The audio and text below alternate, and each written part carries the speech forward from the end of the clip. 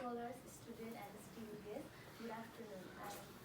It is my pleasure to welcome you all here at 32 NICE Dialogue Series. I am Manila Prajapati, a research associate here at NICE. So, let's begin by short introducing NICE. NICE, Nepal Institute for International Cooperation and Engagement, is a political, non-partisan think tank based in Nepal, which believes in freedom, democracy, and the world free from conflict. Welcome to the very special session of NICE titled Youth, Accountability, and Nepal Future. Today's discussion is both timely and significant across Nepal and the wider South Asian region. So nowadays, youth are increasing their voices, ensuring accountability. This seminar aims to reflect the role of youth in strengthening accountability mechanism in Nepal and to explore how youth engagement can contribute meaningfully to Nepal's democratic and developmental future. So we are honored to have our distinguished panel of speakers who will bring us today the diverse perspective and the experience to today's session. So we have our speaker. We are joined by Diksha Ilanga Singhe from South Asian for Human Rights, Prakriti Dhakal, and Vivek Pustapa, a program coordinator and research associate here at NICE. Now I would like to introduce the chair of today's session, Ms. Dilruksi Handuliti. Dilruksi Handuliti is an international award-winning investigative journalist, senior editor, trainer researcher, and a rights advocate. She is lawyer by training. She co-founded a Colombo-based Center for Investigative Reporting and currently serves as a director. She is presently employed as Mongabe Sri Lanka editor, a trained investigative journalist. She leads the investigation desk at the Sunday Leader, a feisty investigative publication, and later held top editorial position, including consultant editor at the Weekend Express and senior associate editor of the Sunday Observer before setting up CIR. The recipient of over 15 local and international awards for excellence in investigative reporting, environmental journalism, and column writing. Handuliti has won the most prestigious journalism awards in Sri Lanka, including the Reporter on the Special Circumstance Award 2012 for exposing the forced relocation of over 300 war displaced families in northern Sri Lanka at grave risk and her safety. The DV Danapala Award for Journalist of the Year. She has reported on the boiling conflict in Sri Lanka from a civilian-focused, non-military perspective and has extensively covered issues of governance, national politics, South Asian affairs, systematic corruption, gender, and the environment. Handuliti was a part of a 9-member team that won the Best Science Journalism of the World Wide Web Award for their outstanding Asian tsunami coverage, presented by the Association of British Science Writers 2006. In 2014, she won the prestigious WAS Media Award under the SPG monitoring category for reporting excellence, presenting the Stockholm International Water Institute and the Water Supply and Sanitation Collaborative Council. In June 2022, Dilruksi won the prestigious Journalist of Courage and Impact Award, presented by Hawaii-based East-West Center. Her work has appeared in The Guardian UK, AI Al Jazeera, The New Humanitarian, Himal South Asian, The New York Times, and more. She is currently a columnist for The New Indian Express. She is also a visiting fellow at NICE. Thank you, and I now would like to invite our moderator to take the session forward. Thank you so much. So, I don't need to speak from here, do I? I'm loud, right? Yeah. So thank you for having me, but maybe for the first 2-3 minutes I will speak from here and then sit with you. Diksha, who is supposed to be with us, she's on her way. She had to go and meet a senior colleague of ours, and she's on her way. Pramod tells me she's about 10 minutes away. We will also share something from her, but thank you everyone for the opportunity. Nice, Nepal, thank you for having us co-host this event.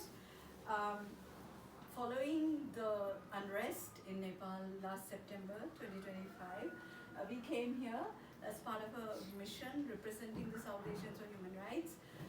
I'm a SAR board member, and Diksha, who will be speaking to you, is the Executive Director of South Asians for Human Rights. We are a human rights defenders collective representing all of South Asia, and I think it is the only one of that kind. We will be sharing insights from a report titled Nepal at Democratic Crossroads, a Human Rights Assessment, which was launched in Kathmandu just yesterday. So it's already brand new. We never went into the contents in real detail. So maybe this is the first time we get to discuss the contents of the report. If you think about South Asia had at least seen three insurgencies, protests, unrest. It started in 2022 with the economic crisis in Sri Lanka, and then Sri Lankan young people took to streets, and there was regime change. And last year there were the Bangladeshis, and then there was regime change. And then the Nepali young people also got on the streets, and then there was regime change. But beyond the regime change part of it, I think the core issues of corruption, nepotism, elite political power capture, to underrepresentation or lack of representation for young people in political decision making, all these things are very common to South Asia. So I think that therefore we have a lot of commonalities when we speak about it, but each of our the events have been very different. The causes may be similar, but I think the political outcomes have also been different. Sri Lanka is different. Nepal, I hope Nepal has a better outcome. Bangladesh has had a different outcome. And then there is a lot of political lines in our region. And because you're looking at elections, it will be in March this year. So it will be really good to speak to young people who believe in political change and been driving political change in Nepal. It'll be really my pleasure to speak to these two young activists and scholars who will represent the youth aspirations in Nepal. And that's really important because sometimes somewhere there we lose the narrative, we somehow lose the plot. And we would want to hear from you really as to how you see it, what you see today, 3 months after. But before that, Pramod, he has a PowerPoint. Does he have a PowerPoint? Do you want to first quickly take 5 minutes so that I can quickly ask questions? Yeah, because that's the nice presentation. Thank you.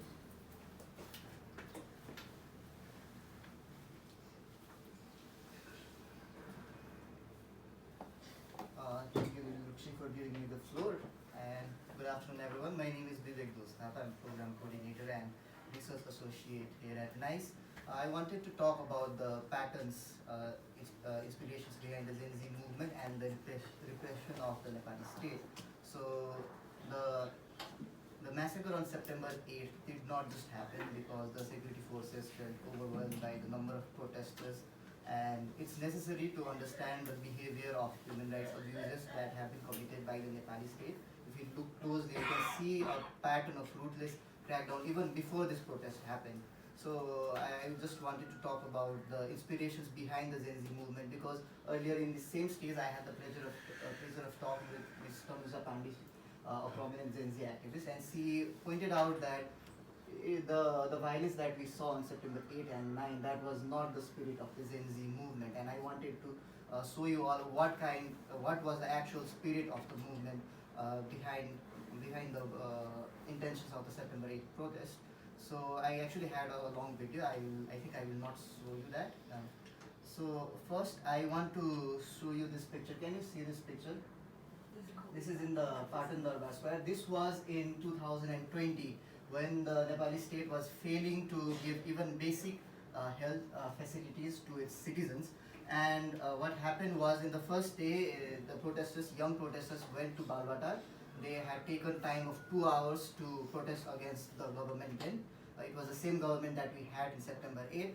And then they had to face a crackdown, even though they were maintaining social distance. They had their masks, they had their gloves and everything. And this spilled over to the Maitigar Mandala, and we saw very creative ways of protest during then as well. And interestingly, while the whole world was under COVID-19 lockdown, the Nepali youth, they took to the streets. They were maintaining social distances, they had their masks on, they had their gloves on, everything, and they were demanding accountability from their government. So even back then, it was the same questions: where did my taxes go? You cannot even give me basic medical facilities, and so on and so forth. And then this activist named E, he went on a hunger strike on Patan. So in solidarity, some youths, you can see in this picture, they took over the Patan Darbar Square and they sat there quietly. They maintained their social distance and they started reading books as a form of their protest. And if you can see this man, do you know, can anybody guess who this man is? Yeah, that's Sudan Guru in 2020. And there's this another inspiration from the Gen Z. During the expansion of the ring road, these climate change young activists, they decided, they said that it's wrong, you cannot cut 2,000 trees for this expansion project. So they went out and they started hugging the trees. So they did this tree hugging thing, and then we can see in this picture, this is a flash mob. This was initiated by Prakriti Bhattrai Basnet. She started this campaign named Azai Kati Sari, and this was done to raise a social movement with a different approach so that they could build solidarity with victims of rape, and they could pressurize the authorities to make changes through collective voices. They would just gather in Maitigor and they started dancing like this. And okay, I'll just walk you through the patterns of brutal repression that we've seen. In 2023, I think you all remember, there were some youths expressing dissatisfaction over the employment permit system. This allows the youth to go to Korea. And this spilled over to the ring road side, and maybe very conveniently, I don't know why this Minister of Physical Infrastructure and Transport, he decided that it was all right to go through the protest. And these protesters, they stopped the car, they grabbed the minister out of his car, and they set it on fire. And the authorities responded by shooting them. And two youths who said, like, if you cannot give us jobs in our country, please give us jobs. Let us go outside and work. Were shot down. They were almost 23 years old. And then it brings me to the royalist protest in the March of 2025. So this Durga Prasad, who is a very controversial businessman, I think you are all very familiar with him. He decided to drive his SUV through the police barricades into the restricted area. He wanted to go to the parliament building, but the police stopped him, and then the situation, it started boiling over, it spilled over, and then a private residence was burned, Koteshwar Bhatbhatini department store was looted, and this Jadibuti production factory was burned down. And even various government vehicles running along the roads were burned down. So even then, two people were dead. One was a reporter, he was just burned inside the building, and one was shot dead. And around 20 people were shot back then also. So I think it's a pretty straightforward pattern that the state also wanted to adopt these same strategies during the Gen Z protest as well. And you can see it. You can see it in the Amnesty International reports as well. Nepal police fired almost 2,600 live rounds, and these were all used with weapons such as SLRs, Insas rifles, and pistols. And one of our former chief secretaries said that the weapons used in the Gen Z protest are weapons meant to be used in war. So they were using these weapons to gun down innocent students and young people who were just voicing their concerns regarding the accountability. So I'll just move on. And if you see the patterns, you can see Nepal police, armed police force using the same sort of riot control strategies. They do not have the required resources. You cannot just take SLRs and FNFAL rifles and you start gunning down students. You need a different approach. You need non-lethal arms and ammunition. And the mob behaviors shown during the Gen Z protests are also, you can see a pattern, because you can see, like, in this picture you can see during the Tinkune protest, this guy had looted the tear gas gun from the police. They had burned down a private residence, and they had looted the Bhatbhatini store. I think we all saw that in September 9 protest as well. So I want to conclude by saying that it was not just a one-time thing. It was a cumulation of the previous protests. And if you look closely, you can see a pattern. So I'll just leave it here, and I will let you to connect the dots. So thank you. Thank you for the time. Thank you so much, Vivek. So that gives us an introduction to our discussion. I'd like to quickly ask a follow-up question from you, and then quickly move on to Prakriti on a number of issues that I want to talk to you about. You showed us the history of it, the excesses, the use of lethal weapons to control democratic dissent. But that was September last year. But you're, just 2 months away from elections now. Can you say something about, from a very, perspective of the youth, have your primary demands evolved? Are you, over the past few months, what shifts have you experienced in the focus and purpose of youth leaders? Do you think 3 months after the protest, your hopes have been fulfilled in some form? Okay, I think that was a question better for the activists, but I'll ask you. but standing from the sidelines, from what I've observed, initially from the very beginning, there was not a collective demand for what the movement was about. As after September 9, as the days started progressing, you could see a lot of factions within the Gen Z activists as well.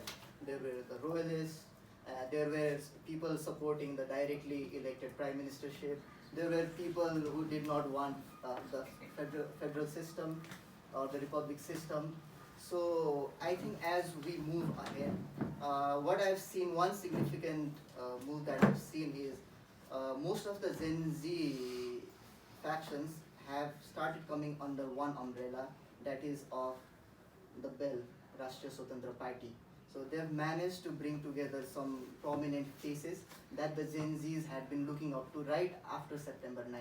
That is the current Energy Minister Kulman Singh, the current mayor of Kathmandu city, Balendra, and because Balen, I think during September 9 or 10, if Balen had accepted the prime ministership, I think most of the Gen Zs would have rallied behind him.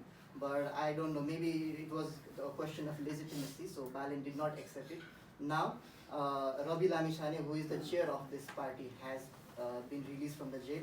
He has managed to strike a deal with Kulman Singh and Balen, and they've managed to bring together a lot of Gen Z factions under their umbrella as well. But still, a lot of Gen Z activists who had different demands are still in protest. Even today, I think there's a protest of Gen Z Alliance, Gen Z Movement Alliance. These guys are gathered in Maidigarh to against this, about the proportional system, right?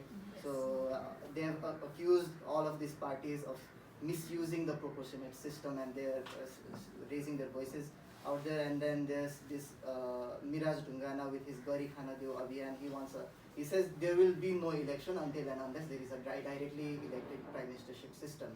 And then we also have this question of Sudan Gurung, who is very dubious in nature, because sometimes he says there will be no election until and unless all the demands of the Gen Zs are met.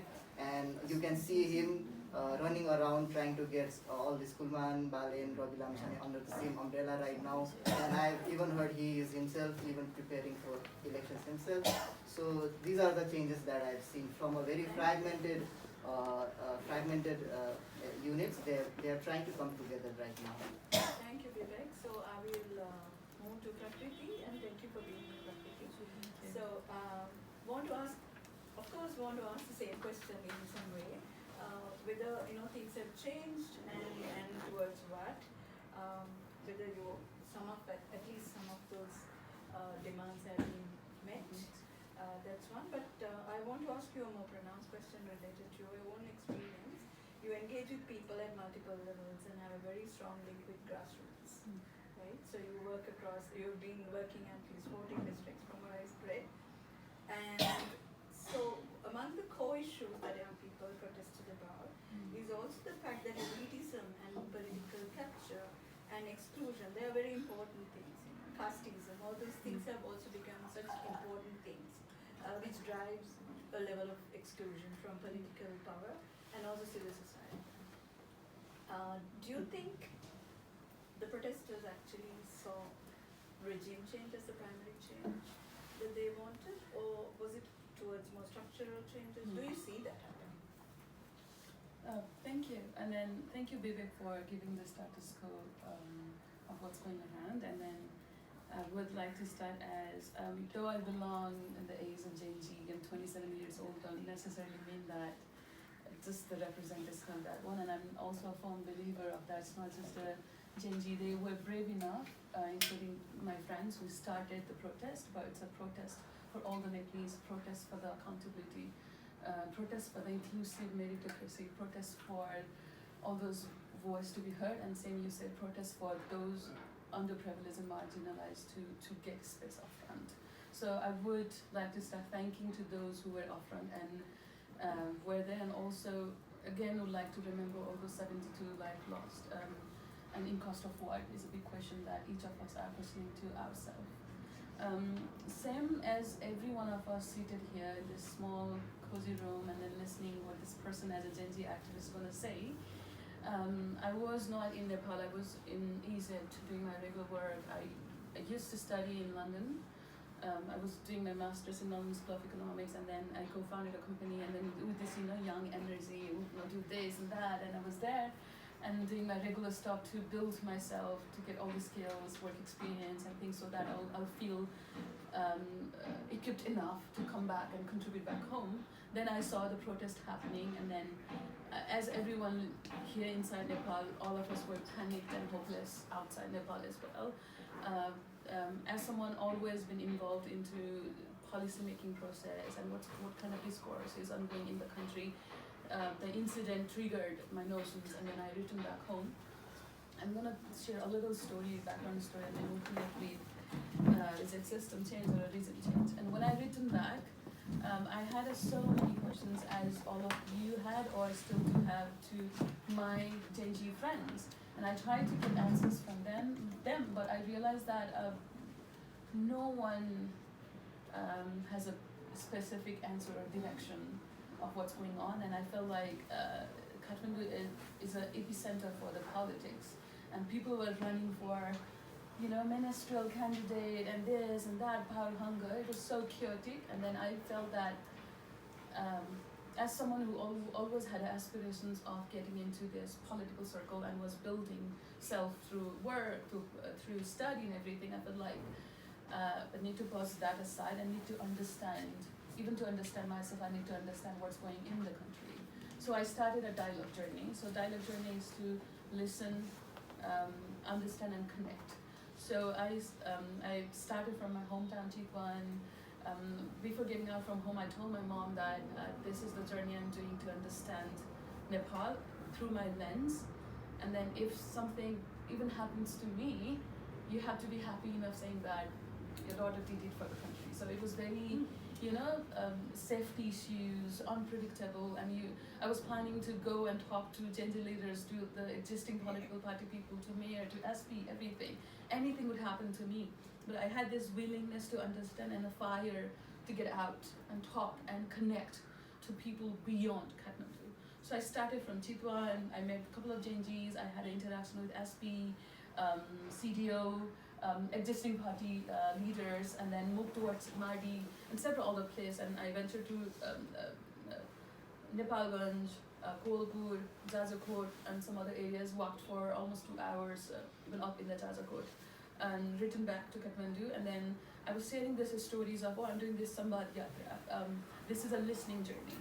And then there I saw this spontaneous connection of other younger leaders who are so used to listening speeches, but someone is now listening. And it's not me going talking or sharing my biases. I can bring biases to them. So it's a, as a researcher, you have to be very optimum on what you think, and you need to get the data point from the people. So I was very fortunate enough to get connected with other youth. So Tasi, Pusatam, Sagar, all those very prominent younger leaders, they joined the campaign of Samvad Yatra, and then we ventured towards the eastern side of Nepal, through the Madhes area to the Hills area, and then so we covered a couple of more districts. So a disclaimer, just because of a month of journey towards country doesn't mean that I have understood everything. You have to be there, live there, work there, understand. But it kind of gave me a notion of how's the public sentiment there, how people are feeling, meeting diverse stakeholder. Something I noticed is obviously in the heart of all of us, we're scared. It's very unpredictable, but there are some predictability is still inside the unpredictable. I can see different stories evolving, different context of, as you often mentioned, and some people are there for the against the system change, what kind of system change we're looking, and then something I can see is like what is the rationale behind something that you are advocating, and then the more I started talking to them, the more they started getting the reflection. So I will just spotlight 2-3 stories that I observed. There are many. I'm writing it, documenting it, and then I'm holding myself accountable. If I'm willing to get in the political front, I need to understand and I need to be accountable to myself first to understand the country, my reason, and then myself, and then get into this space, because it's a very difficult, unpredictable space and scary, as you mentioned. One very prominent story, I noticed that there's so many good examples that Gen Z young leaders are doing, but sadly the way the media works, because that should be a sellable story, trendy story, some negative stories, that would go. But some of the very cream and nice stories that I haven't seen in the media is like, for example, in Madi, when I was there interacting with the youths, there was not any physical infrastructure damage, but they had a mental trauma, as all of us did. And then they utilized the time of the protest and did lobby with their municipality, with all the leaders, and got the budget to reconstruct the road. So the road that I grew up on walking through, very, not built well, and then bumpy roads, and then roads where Bharat was just there, Mari just said, if they had a proper road structure, it would not take them more than 30 minutes to get into a proper school. But there's a lot of sensitivity also around it's a national park. So they love it, they work through the policymaker, and they got the budget, and they're working on the reconstructing the road. It's a very good example of if the force can come together for good, there's some good. Similarly, in Nepalganj, there was a bunch of younger leaders on the street and inviting and helping people to do a voter ID registration. Who funded them? No one. Who encouraged them? No one. They did it within their interest to serve. Jazarkot, I vividly remember, I had a chat with the younger Gen Zs, and we had a lot of political discourse, scares, hopelessness thing, because Jazarkot, the ruler, the places in the country, the deep-rooted the political parties are. I'm not going against the political party, but the who they will nominate through the older political party is a discourse that we need to start. Yeah. So in Jazarkot, after having a discourse with them, I told them I'm going to meet your local representative. We call Orda Adakche. And then they're like, oh, we also want to join. And they're like more than almost 17 or 18 big brothers, so older than me. I'm like, what am I doing here? I'm not here to bring chaos. I was like, it's okay, I'm gonna go and just talk to him. And they were like, no, this is the opportunity where we will be able to ask the question to our local representative. So we went to the office, and then we had to interact, and then we waited for more than 10 minutes, and I told them that maybe he's busy, I'm gonna move on. And then they were like, no, we're gonna call him. And then they called him and said that if you cannot be in your office within 5 minutes, we're gonna do a protest against you, and then you will have a very bad name in Kathmandu. And then he came within 5 minutes, actually. I was like, wow. Nice. And then I was just normally, smoothly starting, discourse. How do you see the protest? How do you see your responsibility? You have at least 2 more years almost to work on. And then there was something I'm gonna connect, is we remember the earthquake that happened in Jazarkot. There was some amount of budget allocated for the reconstruction of the houses, and then local people can see with their eyes, like this house was damaged, that was damaged, but the way the funds were allocated, it was very bizarre.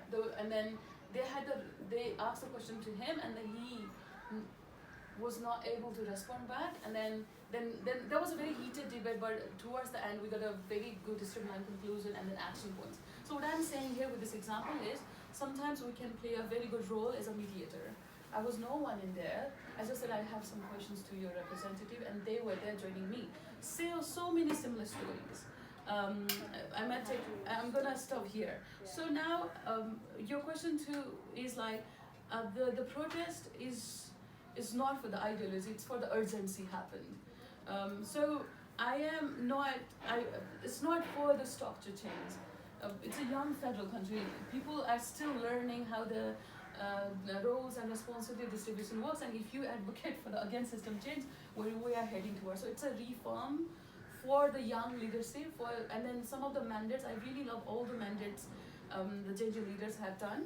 One or two mandates, I would say, oh, it's not possible, but almost other mandates are very pure, genuine, and have to be their mandates. But we need to understand that there's a process. There's an interim government. The reason there's an interim government is to hold the election. Yeah, and then my action point here would be like, now it depends on who will get elected to make all those mandates happen there. So I'm gonna I think conclude I'll here. come back to you in the second round, but Okay. Diksha is here. Diksha Ilanga Singh is the Executive Director of South Asian Human Rights, so I'll introduce her in one-liner as such.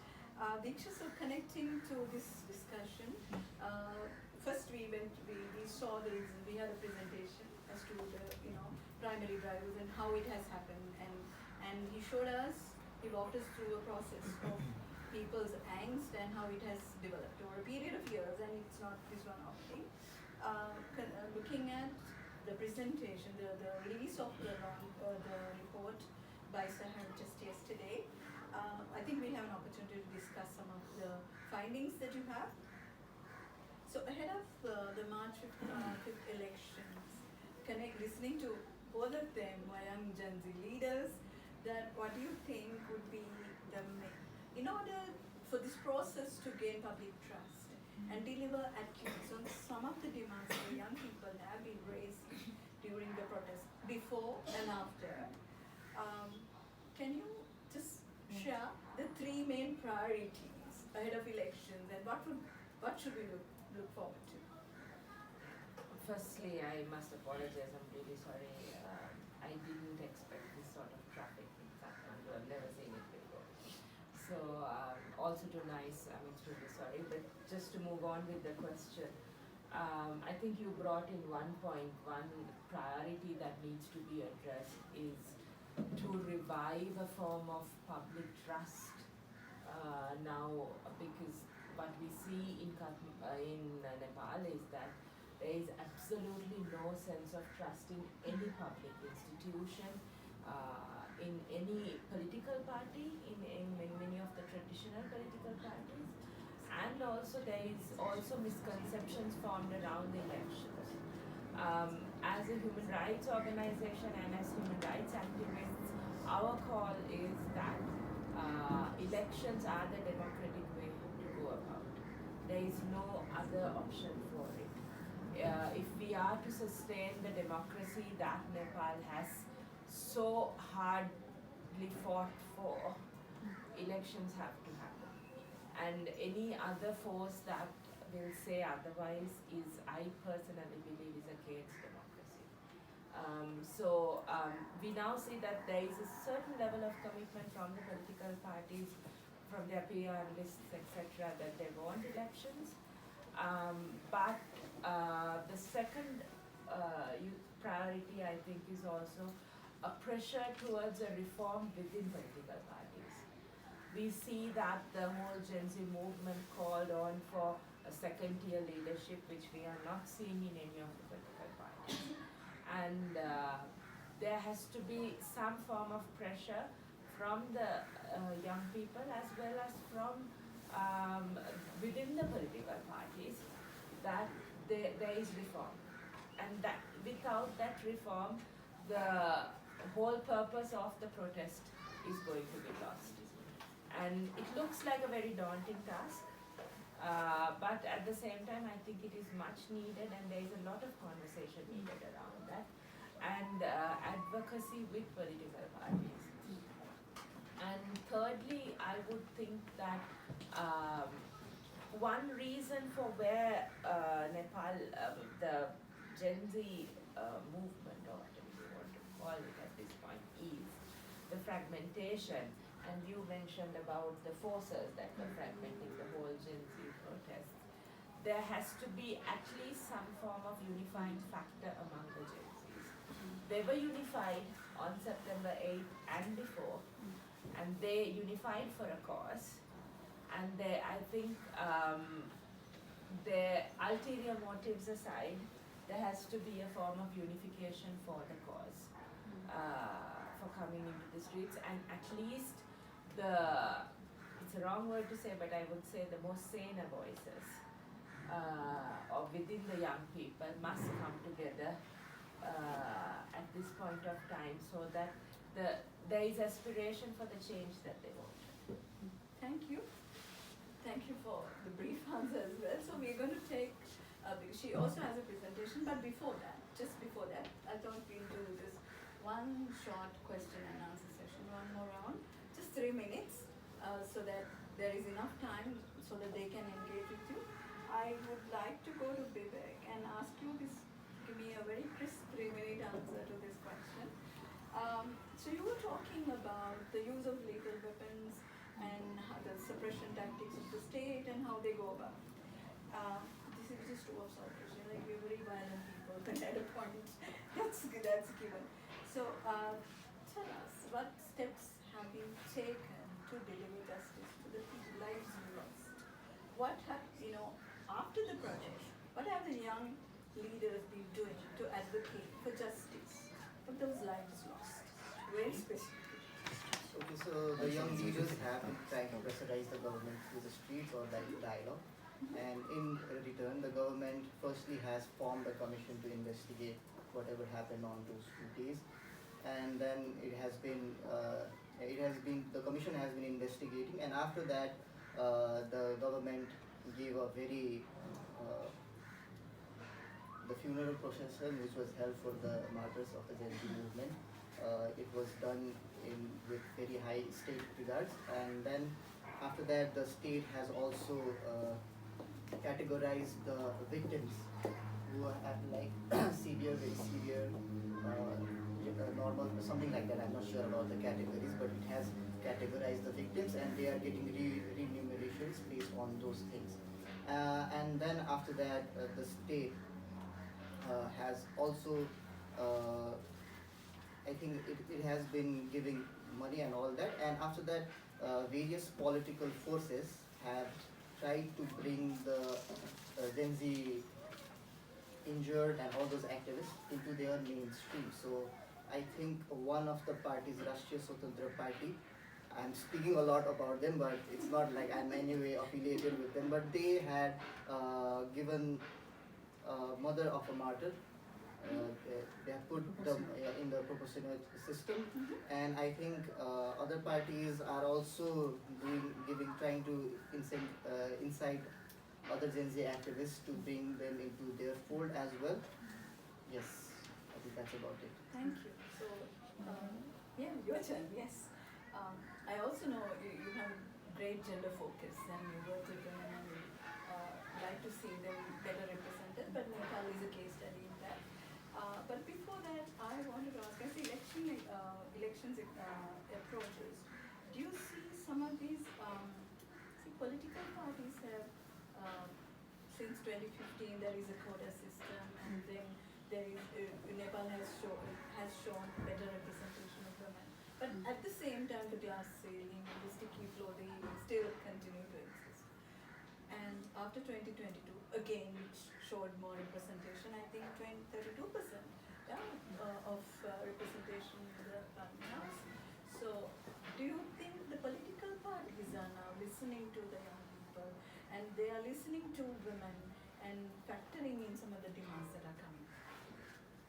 It's such a lovely question, but I cannot hold accountable for all the political parties. I wish they would be doing this, and I think that's one of the voice to have inclusive representation. I would again say inclusive meritocracy.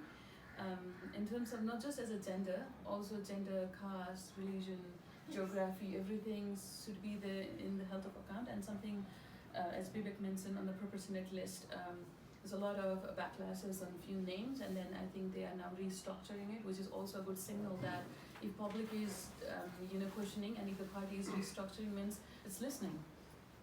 We had many other political parties that we couldn't even openly talk about it, and then they would barely do a little.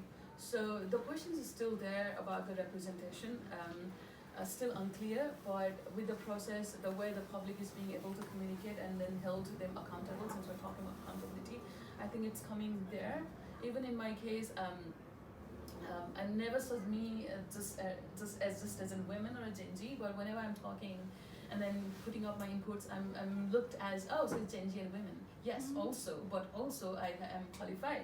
Also, I have worked, and also other things.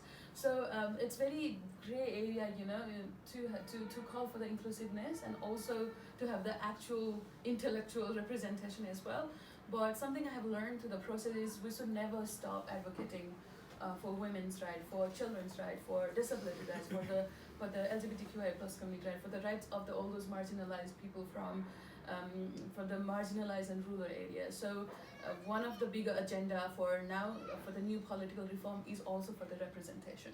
And as you rightly said, sometimes in the name of representation, sometimes we may not get equally smart or politically aware or qualified person, but that's what representation means. There should be a way to train, groom them, and let them get into the field. So I'm looking forward for the upcoming election in the directly elections, and then there are very few women having the strong courage to say I will stand for the election. A, B, even though they would say there are several ways people would start demoralizing them. Even for me, I'm standing firmly and I'm saying that I'm going to contest in upcoming election.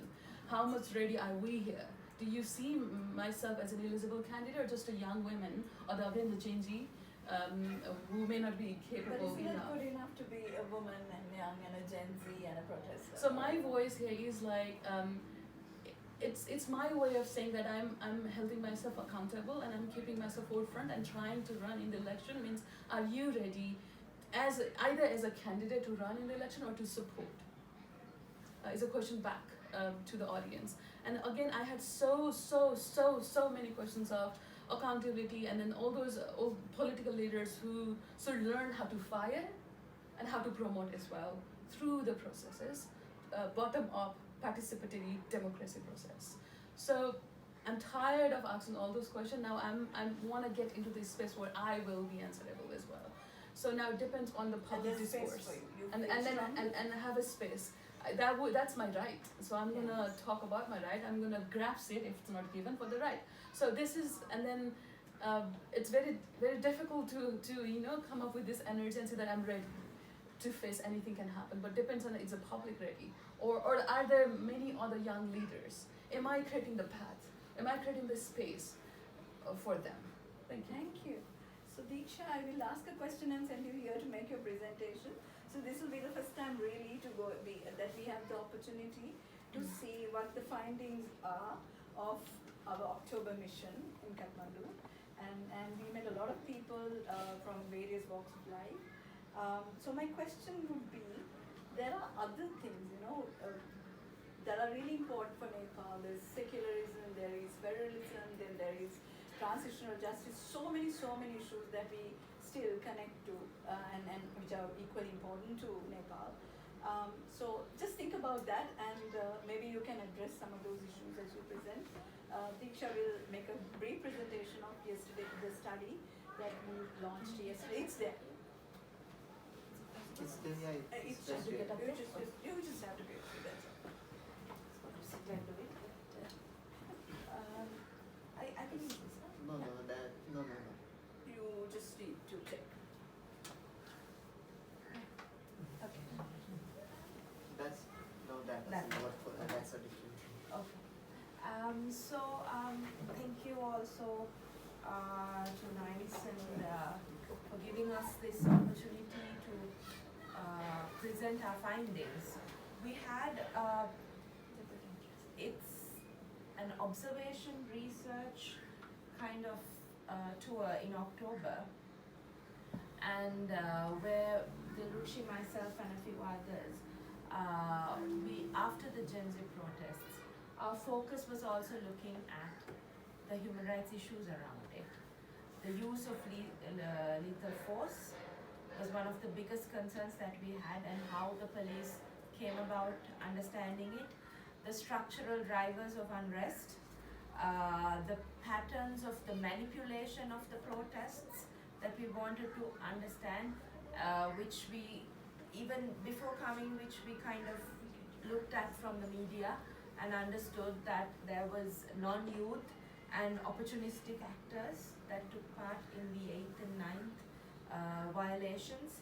Um, the, the arson and what happened and the impacts on public institutions and private property, and finally on how can Nepal go ahead with elections in such a context, whether it was feasible, the question of the legitimacy of the interim government. So these were some of the things that we wanted to explore, and which we have explored in our report that we released yesterday. We spoke with almost all of the actors in terms of the groupings. We spoke with political parties, we spoke with various ranges of civil society, from academics to lawyers, to human rights defenders, to the journalists, and then we spoke with independent commissions. So a range of actors, but those three institutions that did not give us a meeting was the interim government. Even after many requests, they didn't speak to us. The Nepal police and the Nepal army. So we have mentioned this in the report that we have not been able to speak to them. Let me quickly go on to the key findings. So the reports are outside, and you can, if you're interested, you can take a copy on your way. It documents how the largely peaceful protests escalated into the widespread violence. We separate the 2 days in very drastic manners. So we understand the situation that happened on the 8th was completely different to what happened on the 9th. And we have clearly documented that. And then one of the other findings is also that the Gen Z movement, we are saying that the Gen Z movement was driven not by an immediate trigger, but like the social media suspension, which was what was reported in international media, unfortunately.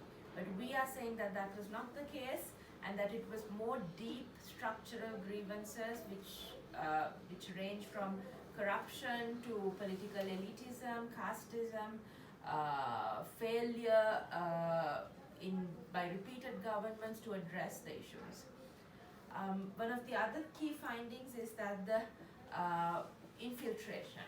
So we speak about it, about how various opportunistic political elements that were responsible for the arson and for the damage. And on the 8th of September, the use of live ammunition is against human rights law, and it's against the constitution of Nepal. And there is a procedure where police can do crowd control, and this was not followed. So this we report in our findings, and we call for investigation. These are just some of the very few places that we were able to visit, Supreme Court, and I haven't put a lot of pictures. So then we also talk about the 9th, about the coordinated attacks.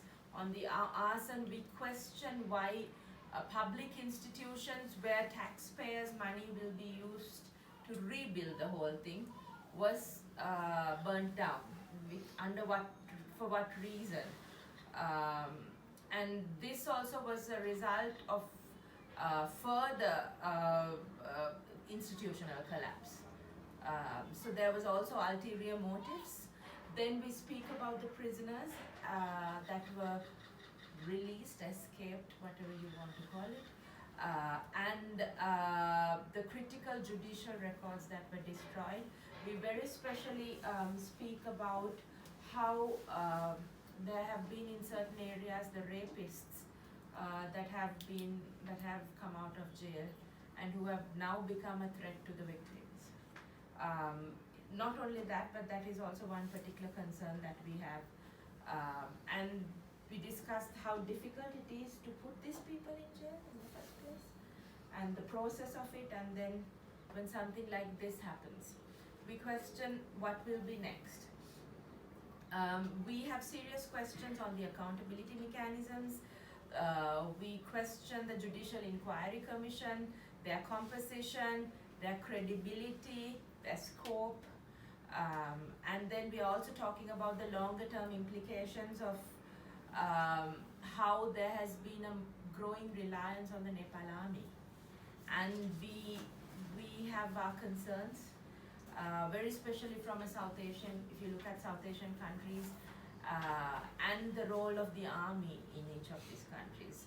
We have our concerns on how relying on the Nepal army, will it be good or bad? And then of course, in October, there was no certainty that there will be elections in March. It was all up in the air, if I put it that way. And but now coming into January, we're still not getting a proper answer, but there is a little bit more reliance that elections will happen in March. But we are also saying that no force should stop the elections. We do see that there are certain forces that are coming into play. The report also discusses the ideological diversity and the formation, how the Gen Z, we spoke to a lot of Gen Z activists, and how there was initial organization and how committed they were to peaceful protest. This has been repeatedly told to us by the Gen Z activists that at no point did they want violence. But that they are being described in the media and by political forces that they wanted violence. We discuss 4 ideological strands. We talk about the pro-monarchy groups, the direct election advocates, the parliamentary system supporters, and there is a largely undecided digital cohort. And also the digital influence and the class disparity among protesters. Because what we also, when we talked to the young people, we understood that there was the access to digital reliance also dependent on their class and where they were coming from. So that is also mentioned in our report. Some of our pictures. And we talk about the 8th and where the protesters told us that how there was signal disruption, there was no proper communication, that curfew was already in place. As I mentioned, we talk about the rubber bullets, the tear gas, the live ammunition. We met with victims in the hospital, and we met with also doctors and administration within the hospital who told us where the injuries were, to the chest or head or above, whereas there are certain ways that crowd control has to be done by the police, which the Nepal police had not followed. Then journalists and medics that were injured, the ambulance access, I think these are the things that you know, but we also document, for documentation purposes as well, that we have all mentioned these things. Like Dilruksh mentioned, we talk about also the other human rights issues that need to also go in conjunction with what's happening now. Because very especially, I think something that came out of yesterday's discussion was that there has to be non-recurrence. We must ensure that this is not repeated again. And for non-recurrence to happen, the root causes have to be addressed. Because if you do not address the root causes, there is no guarantee that this will not happen again. This also leads to a larger questions on transitional justice. Nepal has been leading the work on transitional justice, which has now been completely stalled. People's attentions have moved all over the place now. Issues of marginalized groups, ethnic communities. We see what's happening in communal violence in the past couple of days. The issues of Dalits, which are still not addressed. Then the questions on media and the media freedom. And we also have a separate section on the disinformation around the 8th and 9th and how that fueled the violence that happened. Finally, we discuss the external influences. We are very clear in saying that external actors are seen as amplifiers, and they are not the root cause, and that regional anxieties are exploited by misinformation. Like what I mentioned, even for us back in Sri Lanka, the information that came out in the first couple of days were completely different to what we saw on the ground when we came here. So there is a problem in terms of information. Just to quickly go through the recommendations that we are advocating for with the government as well, to ensure timely and credible elections, and to publish the full findings of all of the inquiries on the 8th and the 9th.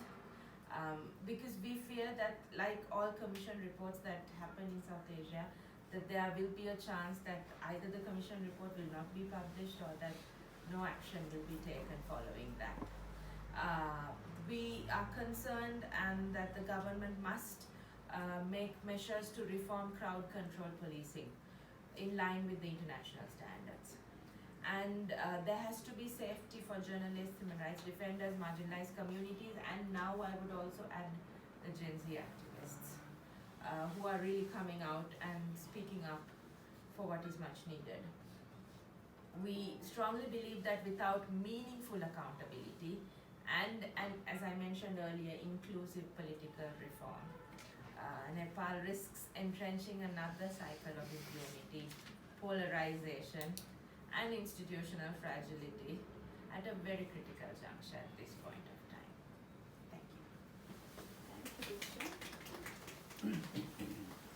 So I think it's time to open the floor and let's take some questions. We have about 20 minutes.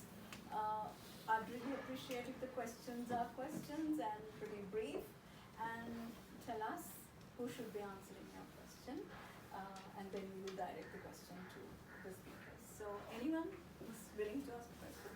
Yes, sir? My name is Keshav Taunagai. When I was 20 years old, that time I had revolted with the system, political system. So we are also the fighters that time. That time the Panchayat era. So new Gen Z, they have no experience about the Panchayat era. What we had found when I was 20 years only. And we have the long history. But now, if I will organize this kind of the program with the Gen Z, my topics will be youth, reconciliation and Nepal's future. No accountability. Because youth are already accountable, I think. Thank you. I That's believe. beautiful. What would be, do you have a question? No question. Okay. So I wanna. That's great. Yeah.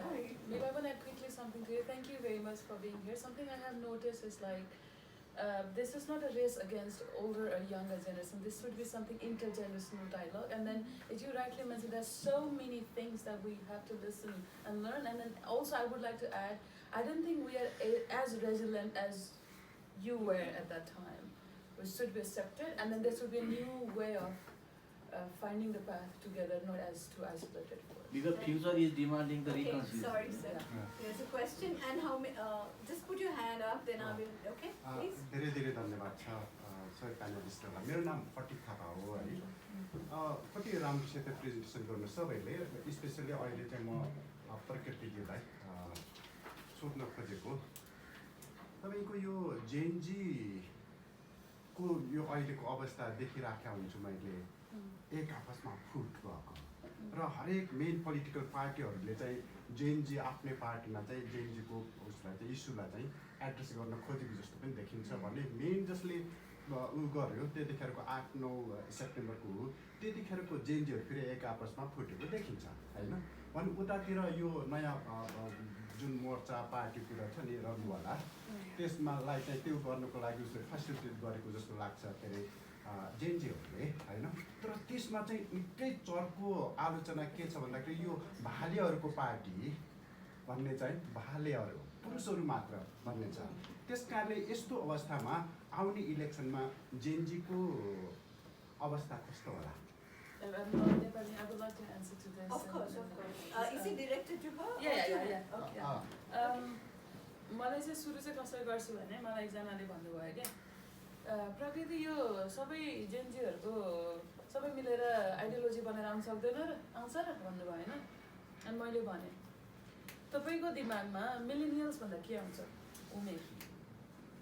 तपाईँको दिमागमा Gen Z भन्दा के आउँछ? विचार। यो विचार बन्न सक्छ भन्ने प्रश्न होइन, विचार बनिसक्यो नेपालमा होइन संसारैभरिमा। तर विचार कसैले देखेको जेन्जी अराजकको विचार छ, कसैले तपाईँले मलाई आज भेट्नुभयो यो बहिनी सुन्दो रहेछ भनी तपाईँले नयाँ विचार बनाउनु भयो कि विचार चाहिँ बनिसक्यो। अब त्यो विचारलाई चाहिँ स्ट्रक्चर कसरी गर्ने, कता लाने भने अघि सरले भने जस्तो हामीलाई तपाईँहरूको राह सल्लाह सुझाव साथ चाहिन्छ है, त्यहाँबाट सुरु गरेँ। अर्को भनेको म अब मैले पनि अलिकति महसुस गर्दै गएँ, मैले अघि भने म चाहिँ महिलाको मात्रै एजेन्डा लिएर हिँड्दिनँ, म युवा हो, एउटा पुरुष युवाले पनि महिलाको एजेन्डा लान्छ होइन, एउटा गुरुङ तामाङले ब्राह्मण महिलाले भोगेको, हामी गुरुङ तामाङले भोग्यो, म पहाडियाले भोगेको एजेन्डा लानु पऱ्यो, मेरो साथी दासीसँग हामी मधेस गयौँ होइन, उसले मधेसको एजेन्डा क्यारी गर्न नसक्ने होइन, नपाउने होइन होइन नि। सो यो चाहिँ यसले गर्दा चाहिँ यो कस्तो महसुस भएको छ भने हामी आफैले पनि आफ्नो राइटको लागि अझै बोल्न पर्ने आवश्यकता हो कि पनि देखियो, अनि उहाँ लिडरसिपमा हुनुभएकोहरूले चाहिँ अझै सिक्दै हुनुहुन्छ कि भन्ने पनि देखियो है। यो ग्यापलाई चाहिँ कसरी मिलाउने भनेर अहिले हजुरले जसरी प्रश्न गर्नुभयो मलाई, हजुर चाहिँ अझै धेरै प्रश्नहरू आउन थाल्न पर्यो।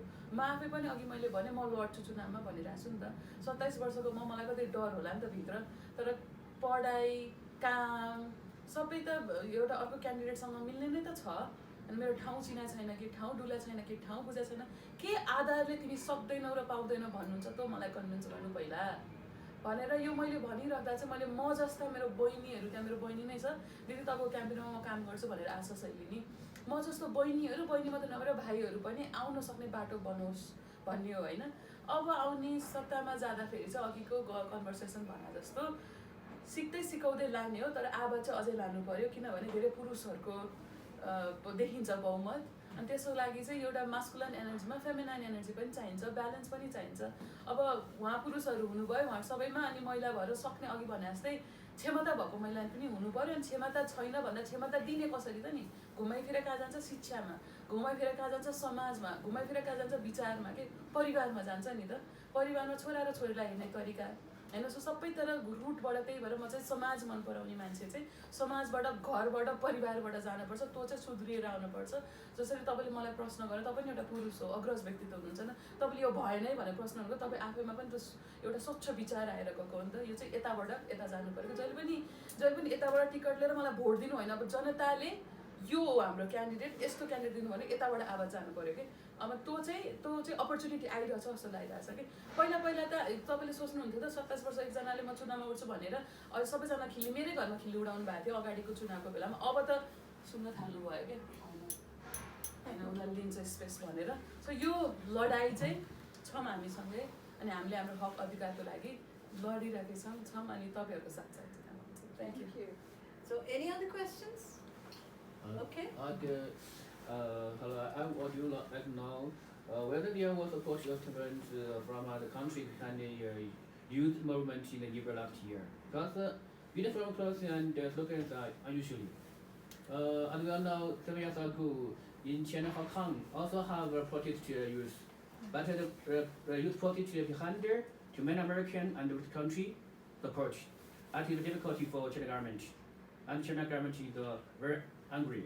So I don't know, last year in Nepal, the youth protest maybe behind there also have American and the other countries support. So it's about influence. influence operations. So I would like to direct that to Vivek because I think he studied that topic as well. विवेक है उहाँसँग म पनि question जोड्छु है त Okay. उहाँले जे कुरा भन्दै हुनुहुन्छ नि, हामी अब इन्टरनेसनल पोलिटिक्सको कुरा गयौँ है त, उहाँले अब स्टेटलाई भित्र हाल्नुभयो होइन, अनि हामी जुन जेनजी आएको छौँ नि, जेनजी हाम्रो आफ्नै पनि हो है।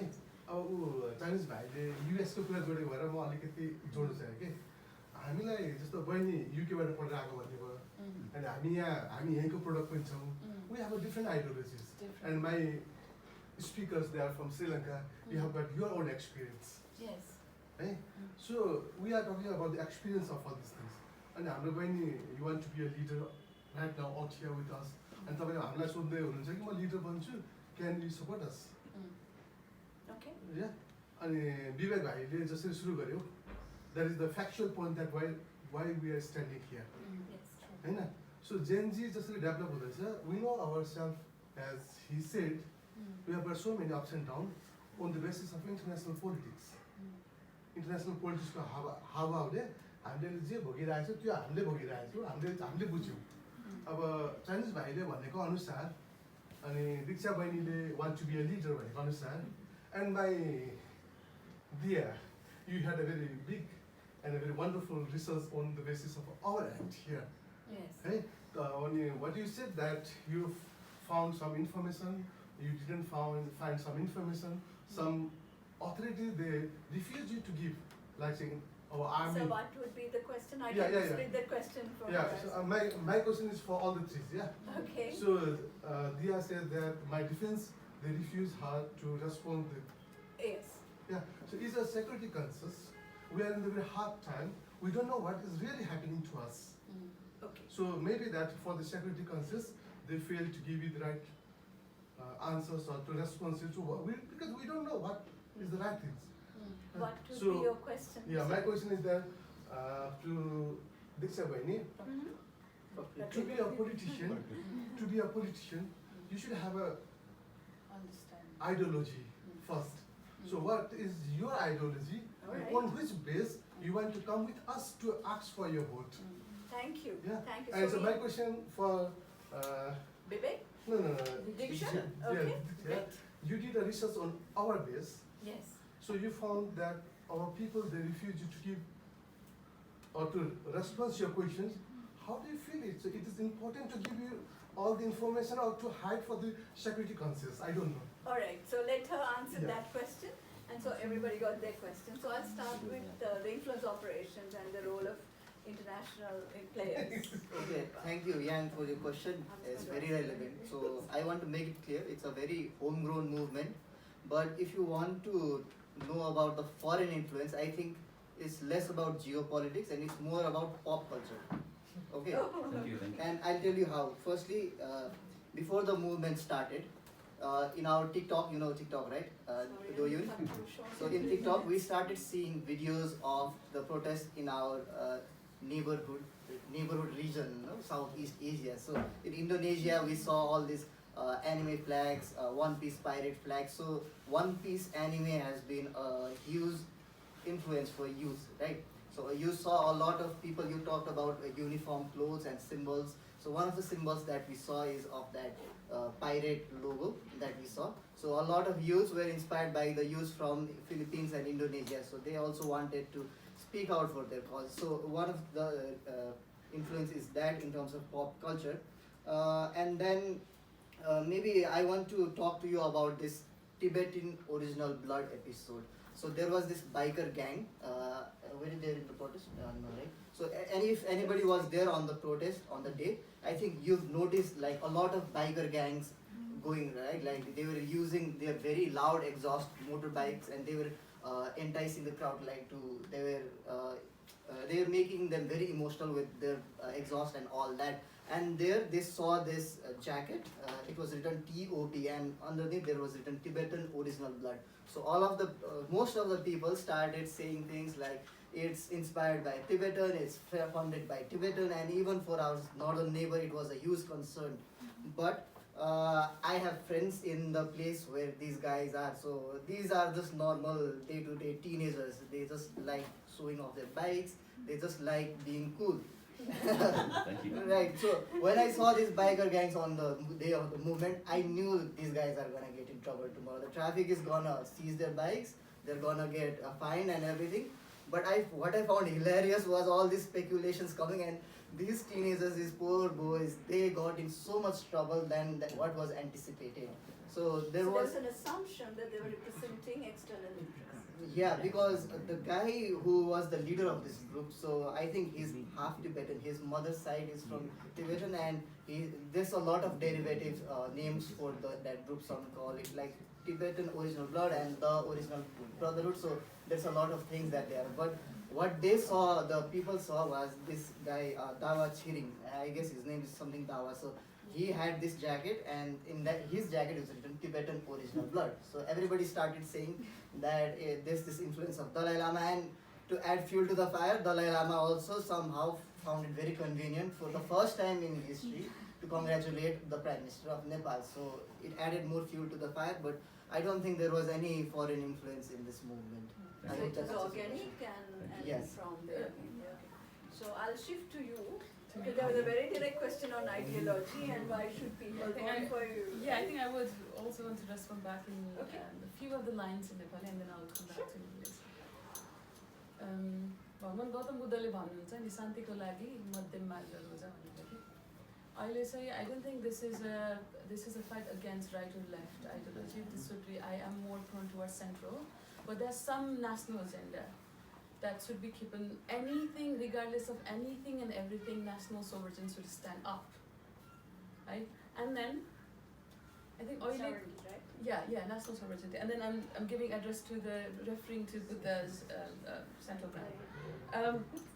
Another thing, मेरो fight चाहिँ दाइ हैन दाजु, म firmly democracy मा believe गर्छु. So to some extent मैले बोल्ने पारा, मेरो शैली सबै हेर्दा डेमोक्रेट जस्तो देखिन्छ, तर म आफूलाई त्यसरी भन्ने म मध्यम मार्ग नै रोज्छु किनभने यो फाइट बास र कपासको लागि हो.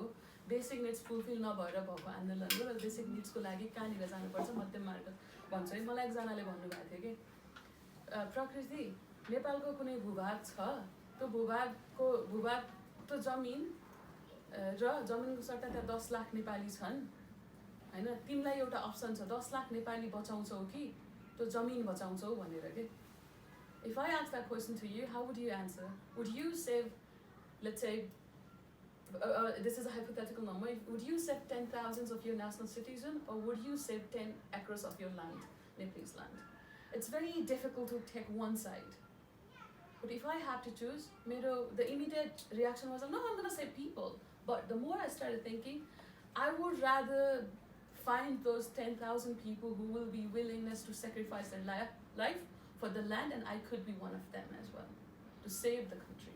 So again, going back to the foreign influence and everything, it's very normal. If the house inside is not stable, you're never gonna look at you either to help, either to break. It's not just the context of Nepal, it's stories all across the world. When the internal system is very fragile, they're gonna be the external.